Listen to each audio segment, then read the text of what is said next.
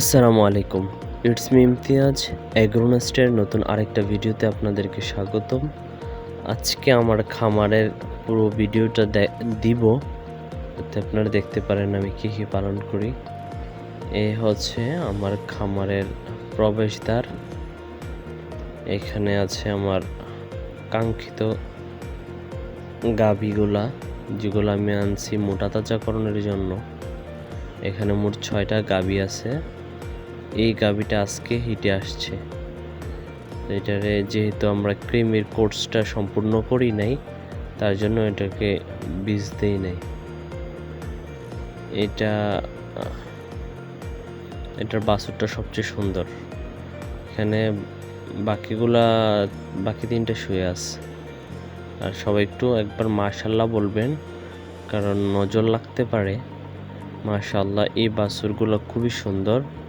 আল্লাহর রহমতে সবগুলা বাছুরই এখন সুস্থ আছে। সবগুলো শুয়ে আছে, খাবার দাবার শেষ,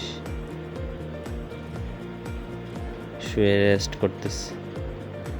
আর এটা রশি চাবাইতেছে। মোটামুটি এইটা ছিল আমার খামারের ভিতরের ভিডিও। দেখতে পাচ্ছেন এখানে 6টা গাভী আছে এবং 6টা গাভীর সাথে 6টা বাছুর। এই মোটামুটি এই গাভীগুলোরে আনছি আমি মোটা তাজা করার জন্য। এই যে, আর সবগুলো একবারে শুকনা।